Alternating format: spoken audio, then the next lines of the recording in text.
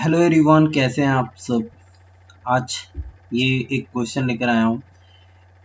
Question पढ़ेंगे और question solve करने का प्रयास करेंगे और समझेंगे कि कैसे हमें जो भी डेटा स्ट्रक्चर एल्गोरिथम पढ़े हैं उसको कैसे यहाँ पे यूटिलाइज करना है। यहाँ पे क्वेश्चन कह रहा है check if all the character have equal number of occurrence और नॉट। मतलब ये एक स्ट्रिंग है आपका, ठीक है, ये एक स्ट्रिंग है और इसमें ये चेक करना है कि ए जो है कितनी बार आया है, बी कितनी बार आया है, सी कितनी बार आया है। तो ए यहाँ पर एक बार आया है, दूसरी बार आया है, बी यहाँ पे दो बार आया है, सी दो बार आया है। तो अगर सब सेम टाइम रिपीट हुए हैं, सेम टाइम ऑकर हुए हैं, तो हम उसे गुड स्ट्रिंग कहेंगे। क्या कहेंगे? Good string. इस क्वेश्चन को अच्छे से समझो कि देखो, स्ट्रिंग है तुम्हारे पास, स्ट्रिंग में अगर रिपीटेड नंबर ऑकरेंस सेम है तो हम ट्रू रिटर्न कर देंगे, वरना हम फॉल्स रिटर्न करके डन कर देंगे। तो देखो ये यहाँ तक तो लॉजिक क्लियर होगा कि मेथड बनाया है, ठीक है। यहाँ पे हमने एक फ्रीक्वेंसी मैप करके एक हैश मैप लिया है, ठीक है। ये आप समझ रहे हो की है और ये वैल्यू पेयर होता है। तो हम यहाँ पर की स्टोर करेंगे, ठीक है, इसलिए हमने कैरेक्टर लिया है, A B C D store करेंगे, ठीक है। तो इसलिए मैंने कैरेक्टर टाइप का लिया है की में, और इंटीजर हमें वैल्यू नंबर ऑफ टाइम्स निकालना रहेगा या कुछ रहेगा, तो हम इसलिए इंटीजर लिए। तो अब देखो कि जो स्ट्रिंग है तुम्हारा उसको टू कैर एरे से तुमने एरे फॉर्म में कन्वर्ट कर दिया, ठीक है। H dot to char array जैसे ही लिखोगे तो कोई भी स्ट्रिंग कैरेक्टर एरे में वो स्टोर हो जाता है। जैसे इसको अच्छे से ऐसे समझो, ये एक्चुअल में कैर एक एरे बनाओ equal to s dot to char array. तो ये बहुत इंपॉर्टेंट है दिमाग में, जैसे कि बहुत लोगों का जब शुरुआत में आप डीएसए एल्गोरिथम पढ़ोगे, डेटा स्ट्रक्चर एल्गोरिथम, तो आपको समझ नहीं आएगा कि स्ट्रिंग का क्वेश्चन कैसे सॉल्व करें। तो सिंपल से ये याद रखना, अगर एरे का क्वेश्चन सॉल्व कर रहे हो तो स्ट्रिंग को एस को आप टू कैर एरे लगाकर एरे फॉर्म में स्टोर कर लो, ठीक है, कैर एरे में, ठीक है। ये हमेशा याद रखना कि ये लॉजिक ही तुम्हें आसान कर देगा चीज़ें सॉल्व करने में। अब उसके बाद हमने इसको कन्वर्ट कर लिया एक एरे फॉर्म में, एरे फॉर्म में फॉर ईच लूप लगा करके हमने सी में स्टोर कर दिया। अब हम फ्रीक्वेंसी मैप में वो इससे जो वैल्यू आ रहा है उसमें डाल रहे हैं, ठीक है, फ्रीक्वेंसी मैप में डाल रहे हैं, ठीक है। अब वो वैल्यू फर्स्ट वाला वैल्यू जाएगा, देखो ऐसे समझो,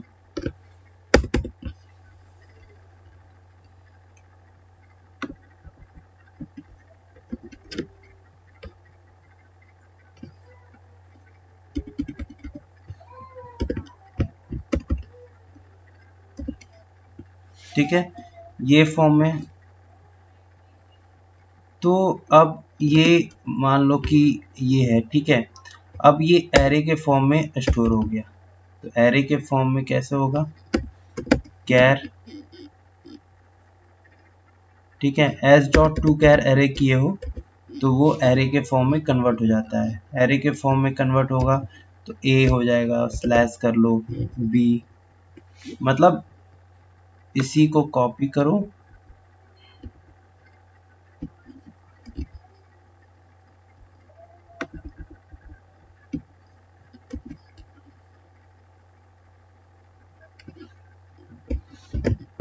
मान के लो कि ये एरे के तरह है,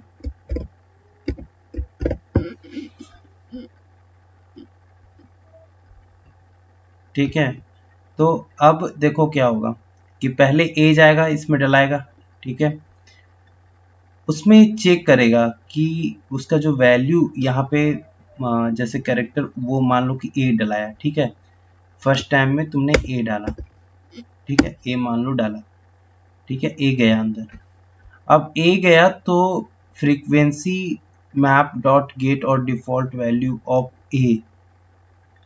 ए का फ्रीक्वेंसी वैल्यू देखने का प्रयास करेगा कि मैप में क्या है। तो मैप में कुछ है ही नहीं, तो उसकी जगह आपको तो अगर नहीं है तो उसको 0 असाइन कर देगा और एक प्लस कर देगा। मतलब ए का जो फ्रीक्वेंसी हो गया है यहाँ पर, ए का जो फ्रीक्वेंसी हो गया अब भी 1 हो गया। ठीक है, अब फिर ए आया, ये वाला ए उठ करके आएगा, ये वाला ए, ठीक है, ये ए उठ करके आएगा, फिर वैसा ही जाएगा। ए यहाँ पे गया, यहाँ पे चेक करेगा फ्रीक्वेंसी मैप डॉट गेट और डिफॉल्ट वैल्यू ऑफ सी। अब सी का डिफॉल्ट वैल्यू यहाँ पे 1 है, क्यों 1 स्टोर हुआ था, 1 स्टोर हुआ था तो 1 plus 1, get default value plus 1, तो यहाँ पे अब 2 हो गया। मतलब जो फ्रीक्वेंसी मैप में इसका जो फ्रीक्वेंसी है नंबर ऑफ ऑकरेंस अब 2 हो गया। फिर अब हम ए फिर आ रहा है तो हम फिर ए को पुट करेंगे। ठीक है, फ्रीक्वेंसी मैप डॉट गेट और डिफॉल्ट वैल्यू सी, तो अभी 2 था तो 2 प्लस 1, 2 प्लस 1 यहाँ पे हो जाएगा 3, तो अब इसका फ्रीक्वेंसी 3 है। अब बी आया तो बी का शुरुआत में फ्रीक्वेंसी 1 होगा, अब फिर बी का जो हो जाएगा वैल्यू 2, फ्रीक्वेंसी 2। ठीक है, यहाँ तक क्लियर है।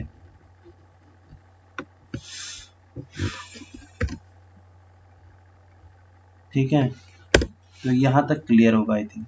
ठीक है, अब यहाँ पे क्या किया है कि देखो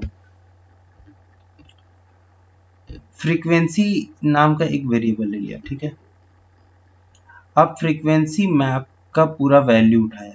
ठीक है, अब फ्रीक्वेंसी मैप का वैल्यू का मतलब हुआ कि इसमें जो वैल्यू स्टोर हो रहा था,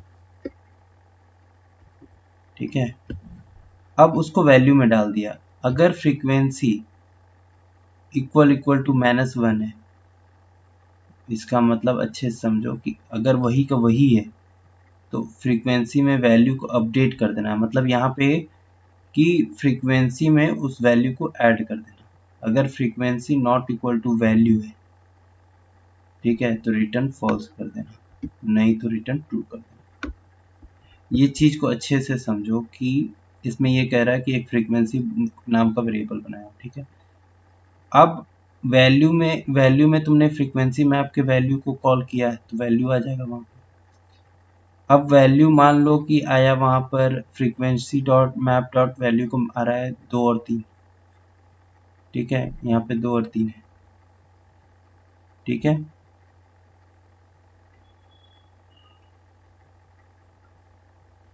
तो फ्रीक्वेंसी में वैल्यू तुम सेट कर दोगे। ठीक है, और अगर फ्रीक्वेंसी का वैल्यू नॉट इक्वल टू है तो फॉल्स रिटर्न कर देगा और रिटर्न यहाँ पर ट्रू कर देगा। ठीक है, तो देखो इसको अच्छे से समझो, इसको क्लियरली आना चाहिए दिमाग में। हमको लग रहा है तुम्हें नहीं छुपा। तो फ्रीक्वेंसी का वैल्यू मैंने -1 पहले सेट किया हुआ है। ठीक है, अगर फ्रीक्वेंसी का वैल्यू -1 है तो जो वैल्यू आया उसको फ्रीक्वेंसी में असाइन कर दो।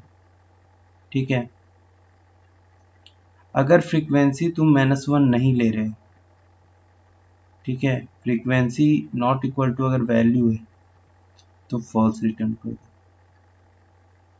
ठीक है, तो ये अब रन करके देखते हैं इसको।